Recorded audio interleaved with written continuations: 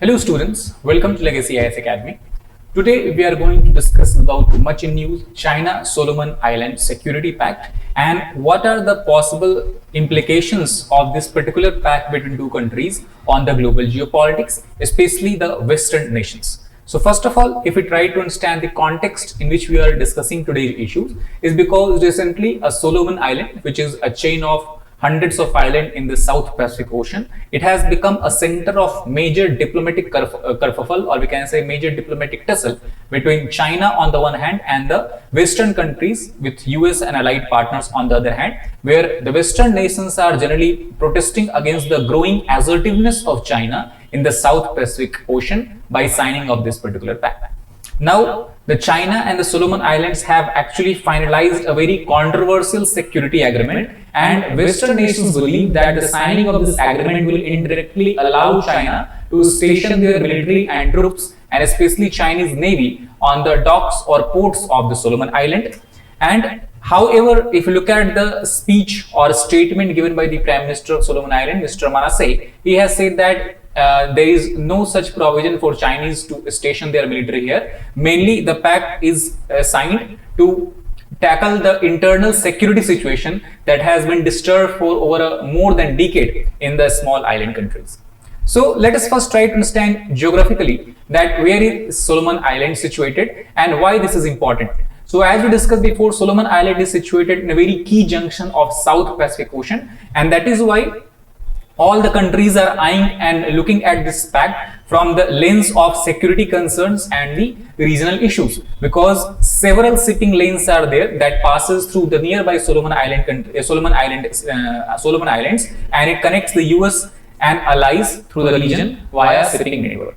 So the actual location, if you look at this actual Indo-Pacific sea lane, so it tells us about the shipping volume that traverses to the Indo-Pacific region. So here we can see we have USA, and USA is connected to all its allied countries, for example Australia, New Zealand and Japan in the Pacific, and further by a Strait of Malacca, it is further the ship transportation happens to the India, Southeast Asian countries, and then all the way up to Africa, and then passing via Suez Canal and Red Sea, it goes all the way through Europe. So the security of this particular region in the South Pacific becomes very, very vital, because any disturbance or any extra control of China in these islands could potentially block the USA in the Pacific to access the its allied partners in Pacific, Indian Ocean, as well as even as far as to Europe. So this is why there is a growing concern about this. Now, location wise, this is a group of Solomon Islands are a group of hundreds of islands, though 4 or 5 are the major ones. It is situated near Papua New Guinea. Nearby, we can say the larger countries like Australia and New Zealand. Overall, the population of Solomon Island stands today at 7 lakh. The major island here is Malaita, that is the second largest island, and the largest island is Honiara, where is also the capital of Solomon Island is situated. And if you look at slightly during the World War II, at that time we have a canal that is called as Guadalcanal, the biggest canal of Solomon Island. Here we have very fierce and one of the most notable battle of World War between United States of America and Japanese Navy have taken place here. So that makes it relevant from the security perspective as well. Apart from that, if we try to understand the development or signing of this pact in the domestic political scenario of Solomon Island, Solomon Island has been continuously since 1990s have been going through a very severe phase of ethnic unrest and military conflict.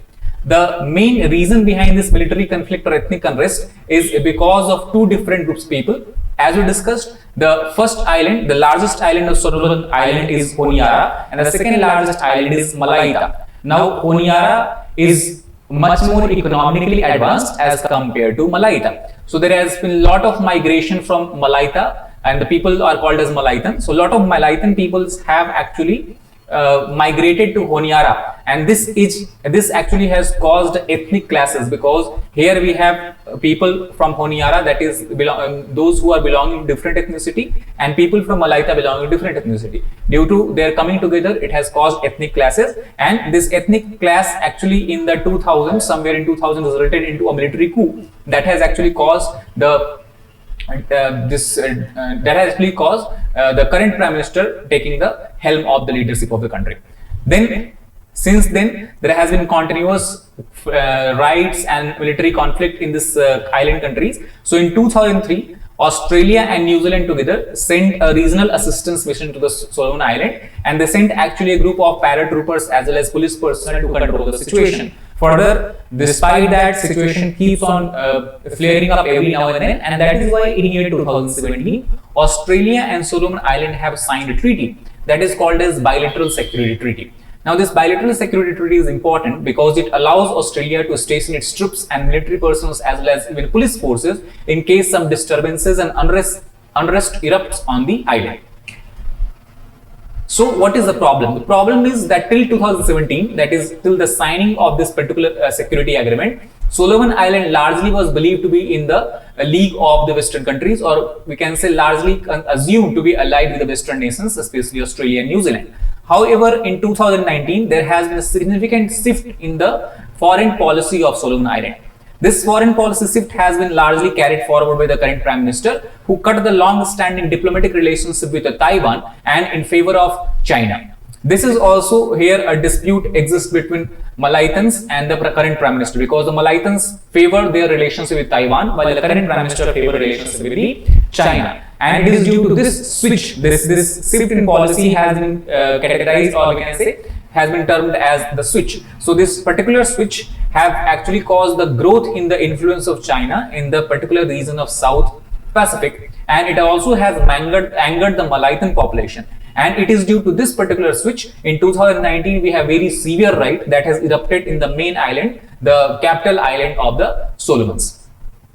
Now, this particular switch of the foreign policy has also come at a very interesting point, because the Prime Minister of Solomon Island is continuously trying to delay elections for a long period of time and also want to rewrite the constitution so he can be able to control the island country for a longer period of time. And that is why when he switched to the China, he actually hoped that in case of military coup or possible right against his regime, Chinese could help him in retaining the power. So that is how the domestic geopolitics and domestic politics is playing out around the Solomon Island. Now, let us talk about the salient features of this particular pact. So first of all, as per the text that has come out from this particular pact, it is believed that once this pact is finalized, it will give de facto access to the Chinese warships to access the Solomon Island ports, and also in case of disturbance in the internal situation or internal order disturbance, Chinese can station their security forces on the island as well.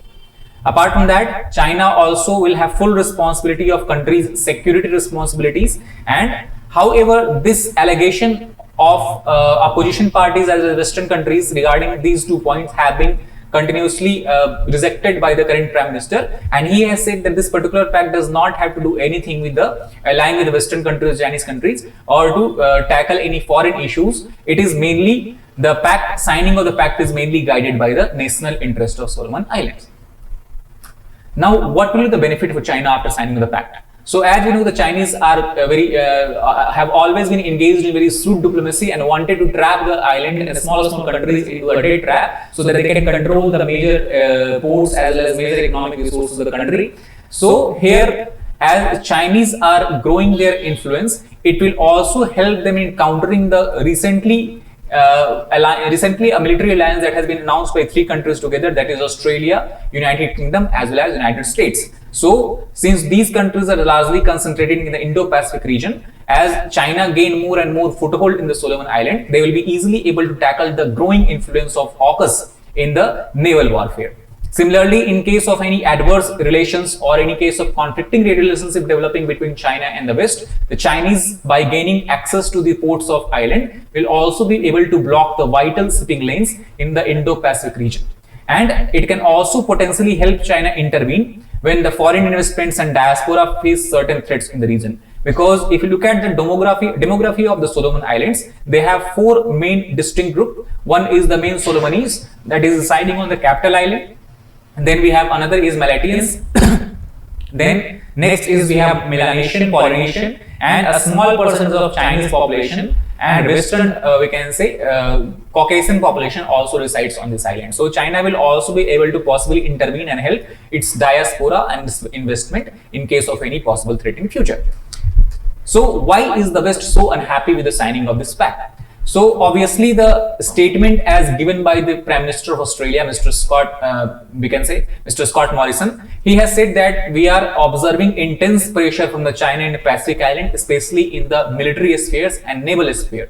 And also the Australian Foreign Minister has cited this point that the whole signing of this pact has been kept secret for a very long period of time and it lacks transparency. What actually the text reads, no one knows, and that is something that actually causes tension in the relation between China and West.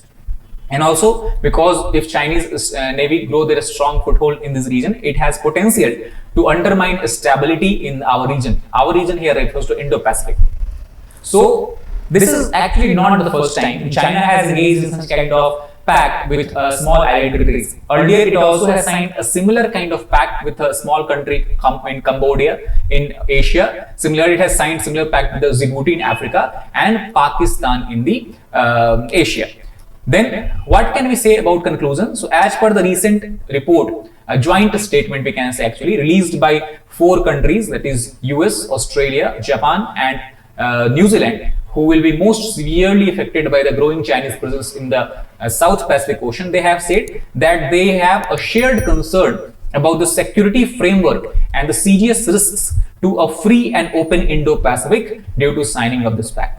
Now, this phrase, that is free and open Indo-Pacific, is a very common phrase that is not only being used for the first time in this parlance, it has been also used before in context of the development of Quad. One of the major objective of Quad, of which India also is a member, is to ensure that there is a free and open Indo-Pacific and there is not that we can curtail the dominance of Chinese presence in the Indo-Pacific region. So this is a shared theme, common theme that runs around all the partnership, the military partnership, strategic partnership, all the commercial partnership that exists between US, its friends, and the allied countries.